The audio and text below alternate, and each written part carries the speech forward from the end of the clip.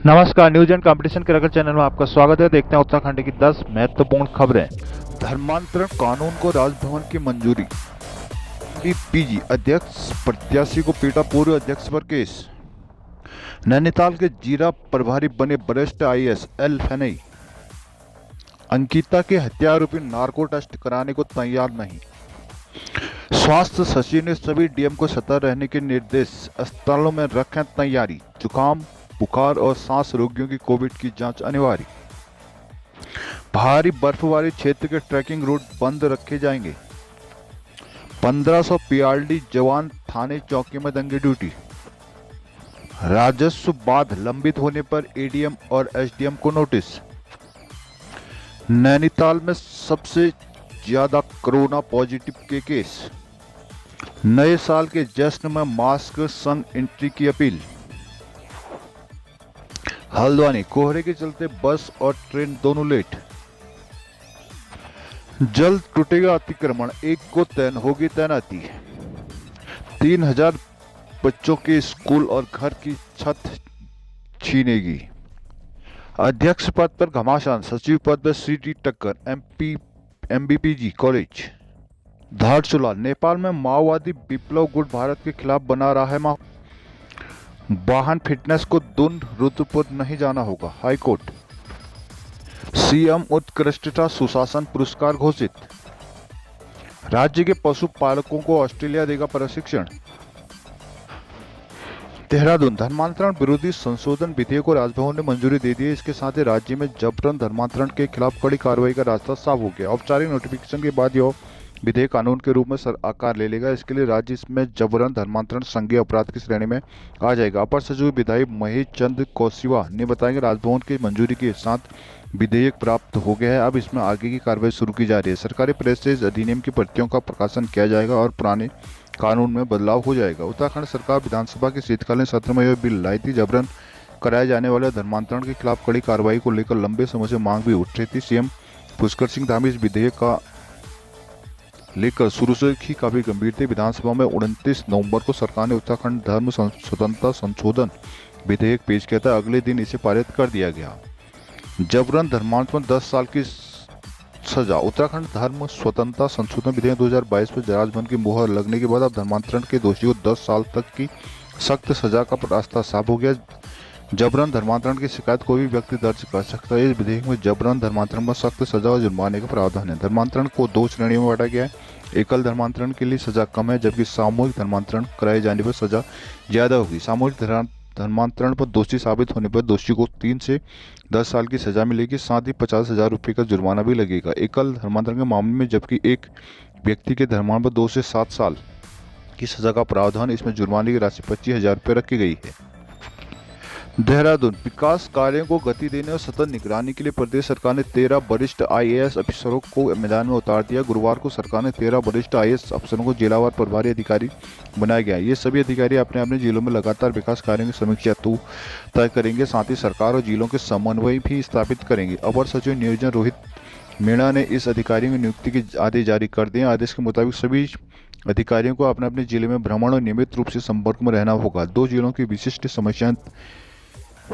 विशिष्ट समस्याएं सरकार के सामने रखेंगे और जिलों की सभी उच्च स्तरीय बैठकों में नामित अधिकारियों को अनिवार्य रूप से शामिल होना होगा। 13 जिलों में नामित अधिकारी हैं। हरिद्वार के लिए आर.के. सुधांशु, नैनीताल के लिए एल फैनी, टिहरी के लिए सचिन, पूर्वी पिथौरागढ़ के लिए रविनाथ द्रमन, रुद्रप्रयाग के लिए डॉक्टर आर. राजेश कुमार, देहरादून के लिए नीतीश कुमार झा, पौड़ी के लिए दिलीप जावलकर, यूएस नगर के लिए डॉक्टर बीबीआरसी पुरुषोत्तम, अल्मोड़ा के लिए पंकज कुमार पांडे, चंपावत के लिए चंद्रेश कुमार यादव, उत्तरकाशी के लिए हरिचंद सेमवाल, बागेश्वर के लिए विनोद कुमार सुमन, चमोली के लिए दीपेंद्र कुमार चौधरी। कोटद्वार अंकिता भंडारी हत्याकांड के तीनों आरोपियों के नार्को पॉलीग्राफ टेस्ट कराने से इनकार कर दिया। इसके बाद कोर्ट ने मामले की अगली सुनवाई की तिथि 3 जनवरी 2023 तक की है। गुरुवार को न्यायिक मजिस्ट्रेट प्रथम श्रेणी भावना पांडे की कोर्ट में आरोपी के नार्को टेस्ट में सुनवाई होनी थी। आरोपी पुलकित और सौरभ ने नार्को टेस्ट के लिए सहमति दे दी थी। अंकित ने 10 दिन का समय मांगा था। कोर्ट ने बचाव पक्ष के अधिवक्ता अमित सजवान से कहा कि अभियोजन पक्ष ने वीआईपी पुलकित आर्य के मोबाइल समेत अन्य जानकारी के लिए नार्को पॉलीग्राफ करवाने की मांग की है, लेकिन प्रार्थना पत्र में यह स्पष्ट नहीं किया गया कि किसका नार्को और किसका पॉलीग्राफ कराना है। सजवान ने कहा कि एसआईटी जिस वीआईपी को लेकर नार्को टेस्ट के लिए जरिए पूछताछ करना चाहती है, क्या वह मुकदमे में आरोपी है। साथ ही तीनों आरोपियों ने वीआईपी के बारे में क्या जानकारी छुपाई, यह भी नहीं बताया गया। बचाव पक्ष की दलीलों के बाद कोर्ट ने सुनवाई के लिए अगली तिथि तय कर दी। उत्तराखंड के अस्पतालों के ओपीडी में जुकाम, बुखार और सांस संबंधी बीमारी मरीजों की अनिवार्य रूप से कोविड जांच होगी। इसके साथ ही कोविड के लिहाज से संवेदनशील हाई रिस्क आबादी का टीकाकरण करने का निर्णय लिया गया है। गुरुवार को राज्य में दो कोरोना संक्रमित मरीज मिले। स्वास्थ्य विभाग के सचिव डॉक्टर आर राजेश कुमार की ओर से सभी जिलों में डीएम को इसके निर्देश दिए गए हैं। सचिव स्वास्थ्य ने गुरुवार को सभी डीएम को पत्र लिखकर अस्पतालों को पूरी तरह तैयार रखने के निर्देश दिए हैं। अस्पतालों में दवाई, बेड की उपलब्धता, ऑक्सीजन सिलेंडर की उपलब्धता, ऑक्सीजन प्लांट, आईसीयू और वेंटिलेटर को भी चालू रखने के निर्देश दिए गए हैं। इसके साथ ही हल्के लक्षण वाले मरीजों को होम आइसोलेशन में इलाज देने को कहा गया है। सभी अस्पतालों को कोरोना मरीजों की रिपोर्ट प्रतिदिन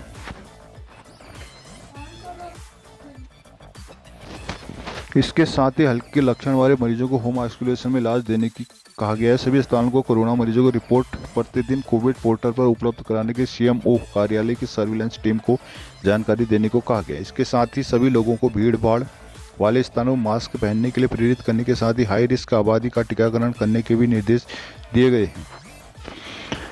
बर्फबारी की वजह से बंद होने वाली सड़कों में पहले से आवश्यक उपकरण और कर्मचारियों की नियुक्ति की जाएंगे। इसके लिए जेसीबी और स्नो कटर की व्यवस्था भी की जा रही है। भारी बर्फबारी क्षेत्रों के लिए सभी ट्रैकिंग रूट को एहतियातन बंद रखा जाएगा। दूसरी तरफ शीतलहर से बचाव के लिए सभी जिलों को 10-10 लाख रुपए का अतिरिक्त बजट दिया जा रहा है। गुरुवार को आपदा प्रबंधन सचिव डॉक्टर आर रंजीत कुमार सिन्हा ने सभी डीएम, एसडीआरएफ, वन, खाद्य जल संस्थान समेत विभिन्न विभागों के अधिकारियों को इसके निर्देश दिए। सचिवालय में सर्दियों में आपदा प्रबंधन की तैयारियों की समीक्षा की। उन्होंने कहा कि शीतलहर से बचाव के लिए स्थानीय प्रशासन पर्याप्त इंतजाम रखे। तहसील स्तर तक अस्थायी रैन बसेरे तैयार किए जाएं। जिन क्षेत्रों में अत्यधिक बर्फबारी की वजह से सड़कें बंद हो जाती हैं, उन क्षेत्रों पर विशेष फोकस किया जाए जहां पहले से ही सभी जरूरी उपकरण और कार्मिकों की तैनाती कर दी जाए। इसके अलावा जलाने के लिए वन निगम को पर्याप्त लकड़ी की व्यवस्था करने को कहा गया है। लोक निर्माण और परिवहन विभाग को कड़े निर्देश देते हुए कहा गया, राज्य में पाले और कोहरे की वजह से किसी भी प्रकार की दुर्घटना नहीं होनी चाहिए। सड़कों से पाले को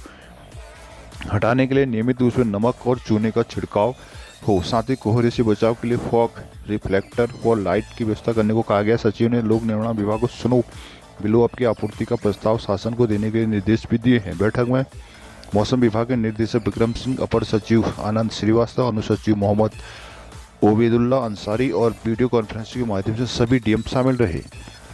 पुलिस कर्मियों की भर्ती पूरी होने तक पीआरडी के जवान पुलिस की ड्यूटी करेंगे। 1521 पीआरडी जवानों को इसके लिए थाने चौकी में अस्थायी नियुक्ति दी गई है। मुख्यमंत्री पुष्कर सिंह धामी ने गुरुवार को पुलिस मुख्यालय में पुलिस वीक के उद्घाटन मौके पर इस प्रस्ताव को मंजूरी दी, जिसकी जानकारी उन्होंने कार्यक्रम के बाद मीडिया को दी। मुख्यमंत्री ने कहा कि 2023 में पुलिस कांस्टेबल बल के 1000 पदों पर भर्ती की जाएगी। वहीं जिन 1521 पुलिस कांस्टेबलों की भर्ती प्रक्रिया चल रही है, उनकी नियुक्ति तक 1521 पीआरडी जवानों को अस्थायी सेवा प्रदान की जाएगी। कहा कि अल्मोड़ा और श्रीनगर महिला थाना में साइबर थाने भी खोले जाएंगे। मुख्यमंत्री ने कहा कि उत्तराखंड पुलिस को स्मार्ट और सशक्त बनाने की फिटनेस और परसेप्शन मैनेजमेंट पर विशेष ध्यान देना होगा। कहा कि देवभूमि उत्तराखंड को 2025 से नशा मुक्त बनाने का लक्ष्य रखा गया है, जिसमें पुलिस की महत्वपूर्ण भूमिका रहेगी। उन्होंने कहा कि पुलिस स्वच्छता, जागरूकता, महिला सशक्तिकरण और सुरक्षा के अभियानों में आगे आकर लीड करे। डीजीपी अशोक कुमार ने कहा कि विभाग को 4000 कांस्टेबलों की जरूरत है। पुलिस कांस्टेबल को 12 बजाय 14 घंटे की ड्यूटी करनी पड़ रही है। ऐसे में अस्थायी तौर पर पीआरडी जवानों की ड्यूटी लगाने से पुलिसकर्मियों का लोड भी कुछ कम होगा। इस दौरान एडीजी पीबी के प्रसाद, अमित कुमार सिन्हा, बीम एजुकेशन आईपीएपी अंशुमान, बिम्पी सचदेवा, केवल खुराना, बिमला गुंजाल, रिद्धिम अग्रवाल और नीरू गर्ग मौजूद रहे। प्रदेश में राजस्व विवादों की सुनवाई न होने से नाराज राजस्व परिषद के सचिव ने सभी एडीएम, एसडीएम और तहसीलदार से जवाब तलब किया। सभी को एक सप्ताह में जवाब देने को कहा गया। परिषद के सचिव चंद्रेश यादव ने बताया कि सभी पीठासीन अधिकारियों को राजस्व विवादों की सुनवाई में तेजी लाने को पूर्व में आदेश जारी किए गए थे, जिनमें प्रति माह दर्ज होने वाले मामलों की तुलना में पुराने वालों के निस्तारण को कहा गया। लेकिन राजस्व अधिकारी लगातार इसकी अनदेखी कर रहे हैं। कई मामले तो 5-5 साल से लंबित है। जनता लगातार इसकी शिकायत कर रही है। इस कारण सभी जिलाधिकारियों के माध्यम से ऐसे पीठाधीन अधिकारी को नोटिस भेजकर एक सप्ताह के अंदर कारण बताने को कहा गया। यादव ने कहा कि सरकारी सामान्य अधिकारी सामान्य तौर पर प्रशासनिक कामकाज या प्रोटोकॉल ड्यूटी के कारण कोर्ट में नहीं बैठ पाने की समस्या बनाते हैं, लेकिन इससे आखिरकार जनता को परेशानी होती है। इसके लिए सभी अधिकारियों को पुराने केस की मेरिट के आधार पर सुनते हुए निस्तारण करने के निर्देश दिए गए हैं। कोरोना के नए वेरिएंट का पता चलने के बाद प्रदेश भर में अलर्ट जारी कर दिया गया। राज्य में इस समय कोरोना के एक्टिव मरीज 29 हैं, जिनमें सबसे ज्यादा 10 एक्टिव मरीज नैनीताल जिले में हैं। गुरुवार को स्वास्थ्य विभाग की रिपोर्ट के हिसाब से नैनीताल कोरोना एक्टिव केसों के मामले में सबसे ऊपर है, जबकि दूसरे नंबर पर हरिद्वार जिला है जहां 7 एक्टिव केस हैं। वहीं तीसरे नंबर देहरादून जहां एक्टिव केसों की संख्या 6 है। पर्वतीय जिलों में उत्तरकाशी 4 और चंपावत में 1 केस एक्टिव है। अन्य पर्वतीय जिलों में एक्टिव केस कोई भी नहीं है। नैनीताल जिले में मिला मरीज कोरोना का मरीज, जहां एक तरफ नैनीताल जिला राज्य में एक्टिव मरीजों की संख्या में सबसे आगे है, वहीं बुधवार को राज्य में केवल जिले में 4 कोरोना केस मिले हैं। शेष 12 जिलों में एक भी मरीज नहीं मिला। बागेश्वर चंपावत से नहीं भेजे गए सैंपल। कोरोना को लेकर स्वास्थ्य विभाग ने अलर्ट जारी किया, जिसके बाद बुधवार को कुमाऊं के बागेश्वर के चंपावत जिले से कोरोना मरीजों के एक भी सैंपल नहीं भेजे गए। इसके अलावा अल्मोड़ा से 11, नैनीताल से 21, पिथौरागढ़ से 8 और यशनगर से 46 सैंपल भेजे गए। कोरोना की तीसरी लहर खत्म होने के बाद मास्क और सैनिटाइजर की बिक्री करीब पूरी तरह से बंद हो चुकी है। पवन मेडिकल स्टोर के संचालक पवन बिष्ट ने कहा कि कोरोना के दौरान 300 मास्क और करीब 10 लीटर सैनिटाइजर बेच रहे थे, लेकिन अब बिक्री पूरी तरह से बंद है। हल्द्वानी सुबह आने वाले कोहरे का असर यातायात पड़ने लगा है। कोहरे की वजह से बस और ट्रेन दोनों लेट होने लगी, जिससे यात्रियों की परेशानी बढ़ गई है। वही दुर्घटना का खतरा भी बढ़ा है। गुरुवार सुबह हल्द्वानी बस स्टेशन में अलग अलग डिपो के दिल्ली से 20 से ज़्यादा बसें अपने निर्धारित समय से देरी पहुंची। सभी बसें कोहरे के चलते 1 से 1.5 घंटे लेट थी। उधर कानपुर बस रूट की बस करीब 4 घंटे लेट पहुंची। इसके अलावा चंडीगढ़ से आने वाली बसें भी 1-2 घंटा लेट हो रही है। रोडवेज बस चालक रमेश कुमार ने बताया कि दिल्ली रूट में कुछ जगहों कोहरा मिला रहा है। बस की स्पीड 20 से 30 किलोमीटर प्रति घंटा हो जा रही है। ठंड बढ़ने के साथ खतरा भी लगातार बढ़ रहा है। हल्द्वानी बनभूलपुरा थाना क्षेत्र में जल्द अतिक्रमण हटाने की संभावना है। इसके लिए पुलिस प्रशासन की ओर से तैयारियां पूरी कर दी गई है। सूत्रों के मुताबिक पुलिस की ओर से तैयारियां पूरी कर ली गई। सूत्रों के मुताबिक पुलिस की ओर से मांगी गई फोर्स को स्वीकृति मिल गई। संभवतः 1 जनवरी तक पुलिस फोर्स हल्द्वानी में मोर्चा संभाल लेगी। हाईकोर्ट ने गफूर बस्ती, इंदिरा नगर, लाइन नंबर 17 और लाइन नंबर 18 में रेलवे की भूमि से अतिक्रमण हटाने के निर्देश दिए। अतिक्रमण हटाने में सुरक्षा के पूरे इंतजाम रहे। इसके लिए पुलिस की ओर से करीब 5,690 अधिकारियों और जवानों का फोर्स मांगा गया। पूरी कार्रवाई में स्थानीय अधिकारियों के साथ 8 एडिशनल एसपी और 26 सीओ शामिल होंगे। सूत्रों के मुताबिक अतिक्रमण हटाने के लिए फोर्स को मंजूरी मिल चुकी है। 1 जनवरी तक फोर्स हल्द्वानी में मोर्चा संभालेंगे, जिसके बाद कभी भी अतिक्रमण हटाने की कार्रवाई शुरू हो सकती है। बताया जा रहा है कि अतिक्रमण गिराने से पूर्व डॉग और बम स्क्वाड की टीमें क्षेत्र का निरीक्षण करेंगी। 5-5 टीमें बुलाई गई हैं। अतिक्रमण हटाने के लिए कुमाऊं की पूरी पुलिस तैनात रहेगी। गढ़वाल से भी फोर्स भेजने की अनुमति मिली है, जिससे 50 निरीक्षक, 50 इंस्पेक्टर, 25 उप निरीक्षक और 100 हेड कांस्टेबल पुलिस 17, महिला 200, टीपी कांस्टेबल 17 और आंसू गैस की 8 यूनिटें शामिल हैं। अतिक्रमण गिराने के दौरान भारी विरोध की संभावना है। ऐसे में पुलिस की ओर से गिरफ्तारी की कार्रवाई की जा रही है। रेलवे स्टेशन हल्द्वानी से लगी रेलवे भूमि में अतिक्रमण। हाईकोर्ट के आदेश के बाद क्षेत्र के 5 सरकारी स्कूल तोड़े जाएंगे, जिससे करीब 10 प्राइवेट स्कूल भी अतिक्रमण की जद में आ रहे हैं। अतिक्रमण हटते ही यहाँ रह रहे 3,000 से अधिक बच्चों से स्कूल के साथ घर की छत भी छिन जाएगी। इसके चलते स्कूली बच्चे अपने भविष्य को लेकर आशंकित है। बच्चे को समझ में नहीं आ रहा कि स्कूल और घर दोनों छिन जाने के बाद कहाँ जाएंगे। रेलवे भूमि के अतिक्रमण की जद में आ रहे इंदिरा नगर पूर्वी लाइन नंबर 17, 20 तक किदवई नगर, गफूर बस्ती, ढोलक बस्ती, नई बस्ती और गोपाल मंदिर के आसपास का इलाका खाली कराया जाना है। इसी क्षेत्र में 5 सरकारी स्कूल हैं और लगभग 10 प्राइवेट स्कूल भवनों का ध्वस्त किया जाएगा। इन स्कूलों में लगभग 3,000 से ज़्यादा बच्चे पढ़ते हैं। अतिक्रमण के जद में आने से स्कूलों में इंदिरा नगर प्राइमरी पाठशाला, राजकीय बालिका इंटर कॉलेज इंदिरा नगर, राजकीय बालिका inter college Banbhoolpura, line number 17 junior high school और राजकीय प्राथमिक विद्यालय बनभूलपुरा शामिल है। क्षेत्र से अतिक्रमण हटते ही 3,000 बच्चों से ज्यादा बच्चों के सिर से घरों के साथ साथ स्कूल की छत भी छिन जाएगी। हल्द्वानी कुमाऊं का सबसे बड़े कॉलेज MBPG कॉलेज के अध्यक्ष पद पर 4 उम्मीदवार होने से चुनावी घमासान होगा, जबकि सचिव पद पर 2 उम्मीदवार होने से सीधी टक्कर मानी जा रही है। अध्यक्ष पद पर एक निर्दलीय प्रत्याशी ABVP का बागी है, तो दूसरा निर्दलीय पूर्व छात्र संघ अध्यक्ष पर मारपीट का आरोप लगाकर सुर्खियों में आ चुका। वही गुरुवार को नाम वापसी की प्रक्रिया के बाद 74 प्रत्याशी मैदान में है। छात्र संघ मतदाता छात्राएं 24 दिसंबर को से भाग्य फैसला करेंगी। पुराने छात्र नेताओं को माने तो MBPG में बहुत कम बार ऐसा देखा गया कि अध्यक्ष पद पर 3 से अधिक प्रत्याशी चुनाव मैदान में उतरे हो। कॉलेज के पूर्व छात्र संघ अध्यक्ष राहुल छिमवाल और मयंक भट्ट की माने तो लिंगदो समिति की सिफारिश लागू होने से पूर्व में 1999 और 2002-03 में अध्यक्ष पद में 5 बार उम्मीदवार मैदान में थे, लेकिन इस बार मुकाबला 4 प्रत्याशियों होने से चुनाव दिलचस्प माना जा रहा है। उधर गुरुवार को किसी भी दावेदार ने एमपी पीजी कॉलेज में नाम वापस नहीं लिया।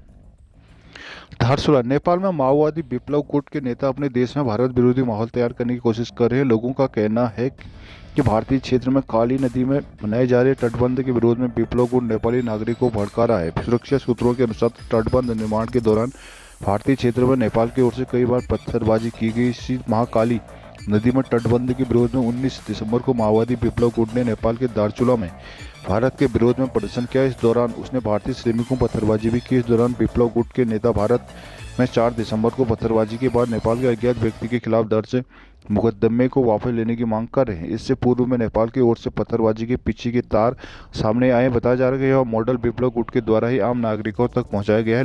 नेपाल में 6 वर्षों से अधिक समय तक प्रतिबंधित रहे विप्लव गुट से पूर्व प्रधानमंत्री केपी ओली को सरकार से वार्ता के बाद इसे हटाया गया था। नेपाल में अपनी राजनीतिक जमीन को तराशने के लिए माओवादी विप्लव गुट भारत विरोध को अपना प्रमुख राजनीतिक शस्त्र बनाकर आगे बढ़ रहा है। नेपाल की ओर से पहली बार 25 नवंबर 2022 में तब पत्थरबाजी की गई और 19 दिसंबर 2022 तक 10 बार काली नदी में काम कर रहे श्रमिकों पर पत्थरबाजी की गई है।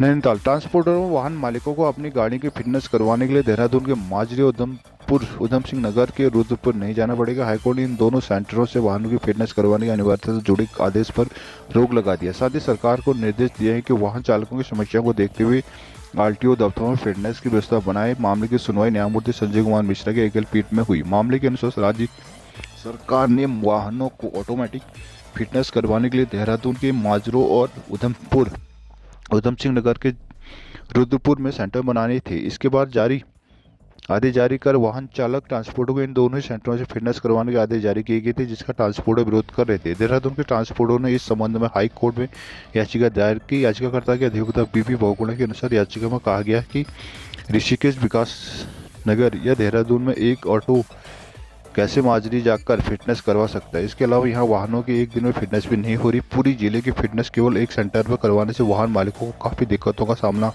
करना पड़ रहा है। कोर्ट ने ट्रांसपोर्टरों की समस्या को समझते हुए सरकार के ऑटोमेटिक सेंटर पर ही वाहनों की फिटनेस करवाने से जुड़े आदेश को स्टे कर दिया है। सरकार को निर्देश दिए कि वह सभी आरटीओ दफ्तरों में फिटनेस की व्यवस्था करें।